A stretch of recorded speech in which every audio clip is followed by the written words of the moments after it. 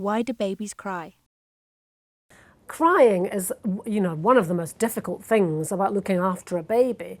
It's very stressful. Parents find it just, completely stresses them. And it helps to understand that that's essential. If your baby didn't stress you by crying, how would you know they need something? If they just lay there quite happily, you'd never need to feed them or look after them. So for babies, it's a big part of their survival mechanism. But having said that, nature seems to have got it slightly wrong with probably about 10% of babies who actually do cry much more than average. It's said that an average baby cries a couple of hours a day in 24 hours. And some babies, it's more like 3 or 4 hours, so twice that amount. And that's very hard for parents.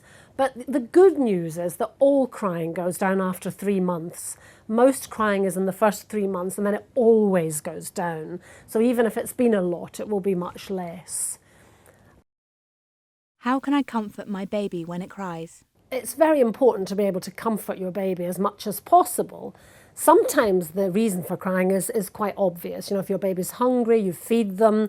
If they need a nappy change and they're uncomfortable, you do that. But very often the reason is not obvious, and parents then get very stressed, wondering how to comfort.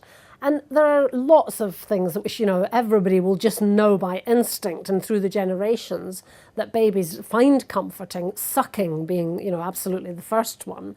So anything that they can suck is really helpful. Any kind of rocking and movements, whether it's in your arms, just rocking the baby, or in a pram, rocking as you go along, in a car ride. Any rocking and movements babies find very comforting. Any sounds and music, and it can be you singing, it can be playing a tape of womb music or just your favourite CD. Babies like all kinds of music. My baby cries for long periods and cannot be consoled. Is something wrong? About 10% of babies cry more than average and are very difficult to comfort. And parents should never feel this is their fault or the baby's fault or something. It can feel like the baby's doing it to wind you up, but that is never true. It can just be that the baby's finding it a little bit hard to take the world. But it's also very hard for parents if you've tried all the usual rocking, singing and so on, and the baby's still crying. Sometimes you just have to weather the storm. Sometimes professionals call this colic, hours of crying that the baby is really just inconsolable. And there are lots of different explanations and research, none of them really proven, about whether it's, dietary reasons, nervous system immature reasons.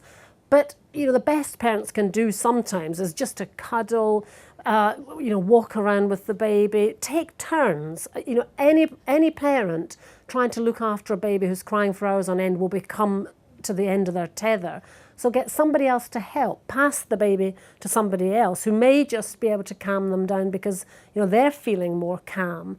And if it ever gets to a point where you feel like you're going to throw the baby out of the window, which, parents do, that's the time to really take a break for yourself, to put the baby down safely in a cot and to go and take some time out for yourself so you can calm down, before you go back to the baby. Should I console my baby every time he cries? With very small babies, I think you need to go to them and console them every time they cry. Small babies do not cry to get at parents. They do not cry because they're spoiled. They need something, even if it's hard to find out what they need, even if it's only a cuddle or a bit of company that they need. It's always best to go to a very small baby, and that's probably, certainly 3 months and quite possibly 6 months you should be doing that.